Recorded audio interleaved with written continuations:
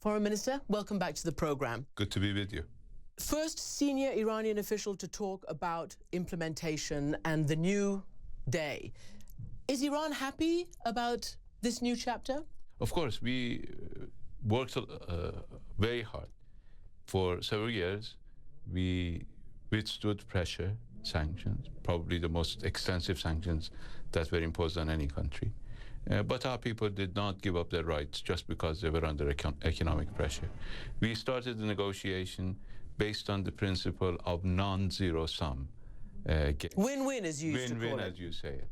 As here economists say, a positive sum game, so that everybody would look at what they needed to achieve, explain what they needed to achieve, and achieve it.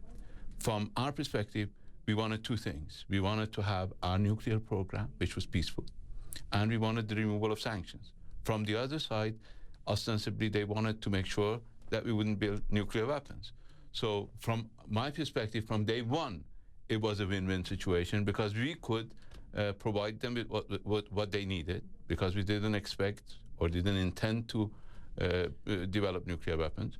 And at the same time, we just had to work out the details. And because of the extent of mistrust that existed, we needed to work out every minute detail of what we needed to do. And that was obviously very difficult, and it took several years, 2 years. At the end of it, it was John and Javad, Secretary Kerry, Foreign Minister Javad Zarif. You were talking on first-name basis.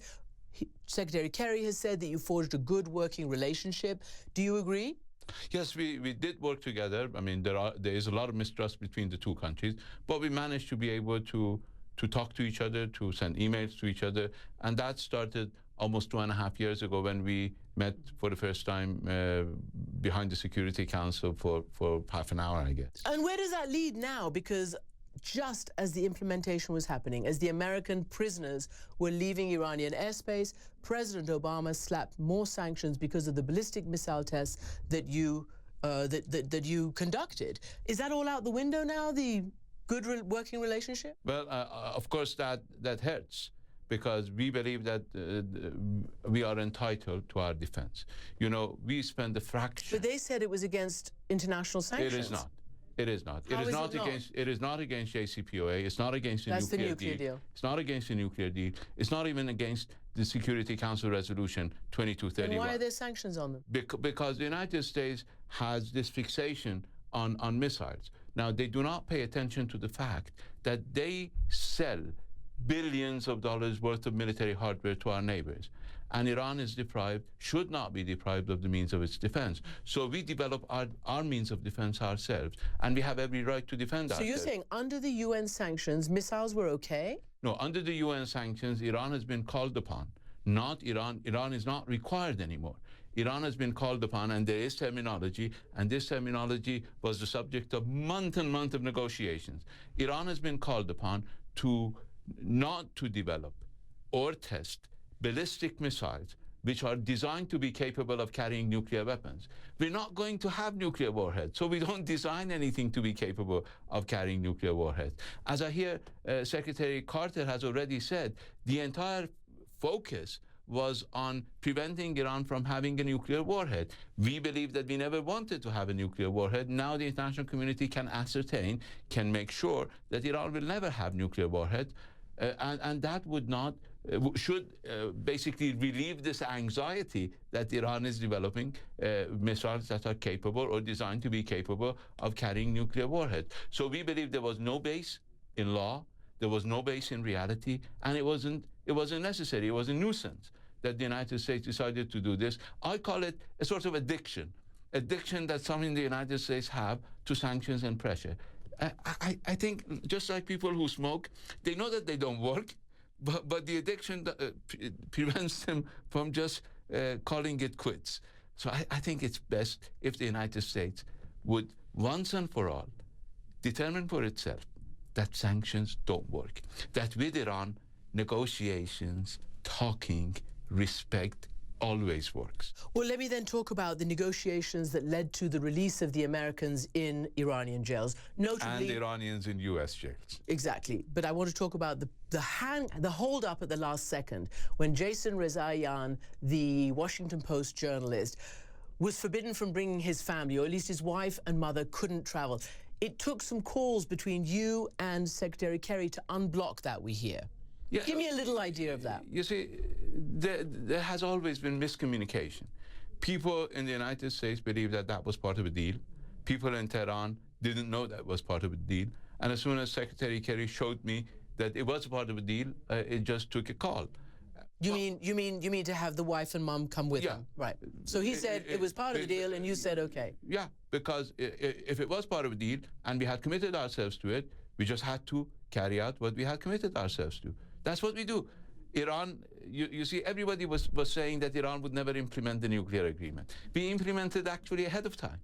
That is why everybody was expecting the implementation day sometime in May or April or May. We had it in January. That's the type of people we are. We implement.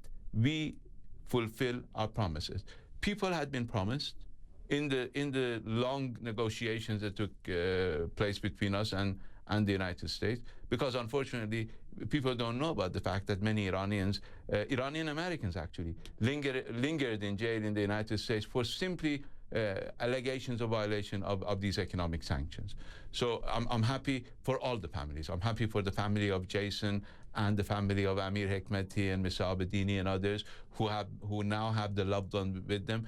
We believe that they had committed acts that were illegal, but the families, I'm happy for their families. All of them are Iranian American families. I'm happy for the families of other Iranian Americans who still live in the United States, but now back to their loved ones. I think it was an important achievement that we all made together. So if that's all a good, happy family situation that we have now, everybody is seriously worried about the most alarming feud in the region, and that is between you and Saudi Arabia. There have been dueling op-eds in the New York Times between you, the Foreign Minister of Iran, Adel Al-Jubeir, the Foreign Minister of Saudi Arabia.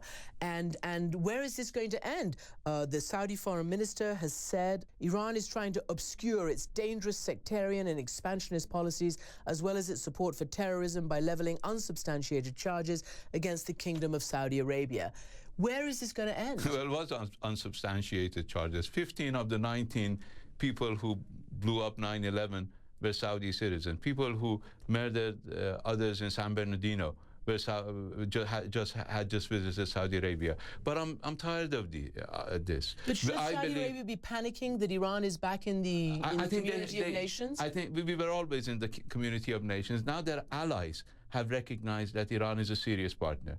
Up until then, it was the Saudi allies, particularly the United States, who was at loggerheads with Iran. Now, it hasn't changed, but the Saudis are panicking that there may be a slight opportunity that tensions between Iran and the West would reduce. And that smokescreen that had allowed them to export this Wahhabi ideology of extremism if that smokescreen disappears, then people will call a spade. Unfortunately, and we do not have a fight to pick with Saudi Arabia.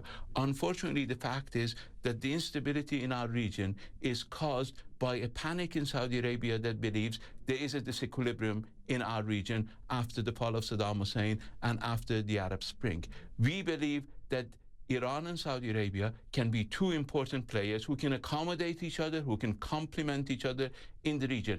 We don't expect, or we're not interested even in pushing Saudi Arabia out of this region, because Saudi Arabia is an important player in this region. Unfortunately, the Saudis have had the illusion that, backed by their Western allies, they could push Iran out of the equation in the region, and they were successful for some time. You remember that Iran was excluded from the talks on Syria. Do you think there'll be talks? They've been tentatively mooted for January 25th.